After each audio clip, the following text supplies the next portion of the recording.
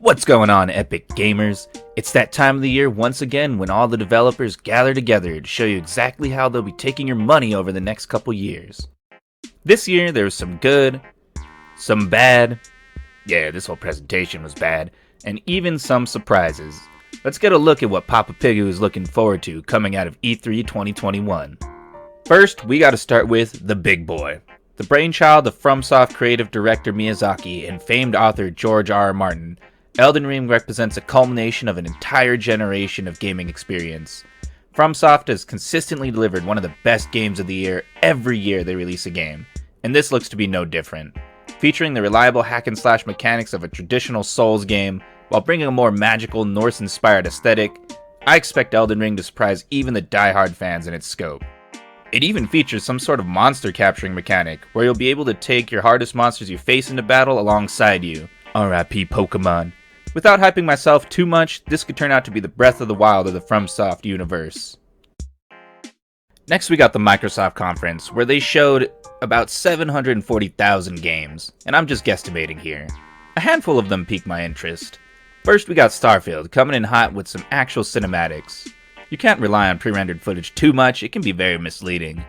But I have a little hope for Starfield, since it's the first Bethesda game being developed with their new Creation Engine 2. The question remains how good the engine actually is, but expectations are high for Bethesda after the Microsoft purchase, so Todd, don't mess this one up. Staying with Bethesda and Microsoft, we have a new IP that seems to be following in Left 4 Dead's footsteps, only with a bit more novelty in the combat. I'm looking at you, Redfall. Billing itself as an open-world co-op FPS, the game seems to have potential, but Arcane's history with the Dishonored series leaves a lot of questions to be answered. I would call it a miss right out because of its style, but luckily the game doesn't release until summer of 2022, meaning Back 4 Blood will come out early October, then be dead by late October because of Battlefield. Arcane can then hopefully come in and feed on the scraps. Let's just say, I'll be watching this one cautiously. Speaking of Back 4 Blood, they announced they will in fact have a PvP mode, though it looks like it will be more of a wave-based arena shooter than the Left 4 Dead style of playing the Special Infected during the campaign. I don't know if it'll really be enough to satisfy the diehards in the community. Left 4 Dead 2 is still a relatively popular game for its age, so I'll be keeping my eye on this one as well. We also got a sequel to another game that is crazy popular for its age. I'm talking Age of Empires 4.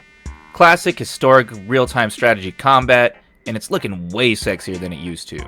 Of course, RTS is mostly a numbers crunch, so what matters most is that the game runs well and is balanced. High hopes for this one.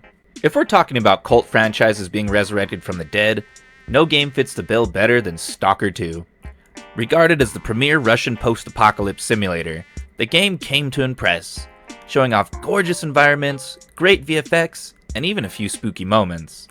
This game has real potential to take the crown from Fallout, since we can't really expect a Fallout 5 before 2024 at the earliest. Some people are holding out for co-op and it seems unlikely, but I'll keep my fingers crossed that one day, I can wish my fellow stalkers a good hunt. Удачной охоты, Stalker. Hey, hold on. Yeah. Now you can't talk Microsoft without talking Halo. At least it was that way once upon a time. But Microsoft is hoping that time will come again with the latest Halo multiplayer footage. I've given the story mode over to 343, not much to be done there. But the PvP looks frantic, frenetic, and to quote a great man, athletic. The PvP is free to play, which is a huge bonus and means it will have more life than Halo 5 at least. But I think we're all wondering, does the diamond still shine?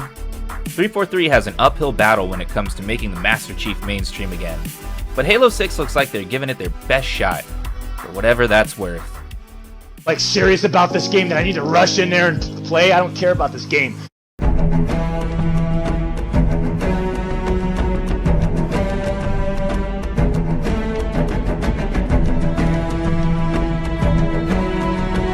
Making the battle even more difficult will be the late October release of Battlefield 2042. Billed as DICE's return to form, with the signature big team battles, vehicular combat, and massive amount of destruction, it stands ready to totally upset the PvP space. They say it won't have a Battle Royale mode, at least at launch, but I've always found Battlefield to be a better overall experience than COD in general, outside of the Warzone even.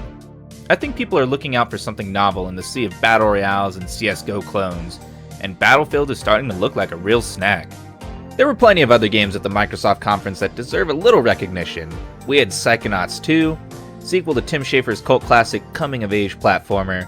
I love that there's this consistent stream of amazing platformers coming out. In recent memory, you have Crash 4, and Ratchet & Clank have been a mainstay in the Sony sphere for a long time now. By all accounts, this game will be amazing. We have Atomic Heart, a more Gopnik Russian post-apocalypse shooter. It boasts environment-based combat and has a striking, greasy analog aesthetic.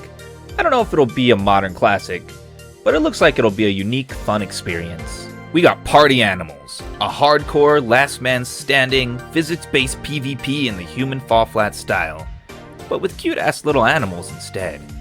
We got Slime Rancher 2, a sequel to a silly monster farming sim that looks like a whole lot of carefree fun. After hours of stomping brainstems and ruining children's lives in Fortnite, it could be a nice change of pace. I'm personally a huge fan of games like Viva Pinata, or even the Chow Gardens in the Sonic Adventure series, so this game speaks to me. We got Replaced, a stylish, lo-fi indie brawler with beautiful environments and amazingly detailed sprites. This is the debut title for the studio, so I hope they come out making a strong impression. You got Somerville, a narrative platformer where you must protect your family during an alien invasion. The studio was co-founded by the co-producer of Inside and Limbo, so I expect this game to be a real heartbreaker. Outside of Microsoft, we saw games like Dying Light 2, the long-awaited sequel to another still popular but kind of old game.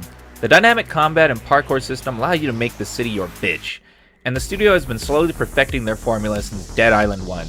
Dying Light 2 releases holiday of this year, so I expect it to do rather well. Staying with the Deadites, I of course have to mention Evil Dead, a 4v4 PvP brawler styled after games like Friday the 13th.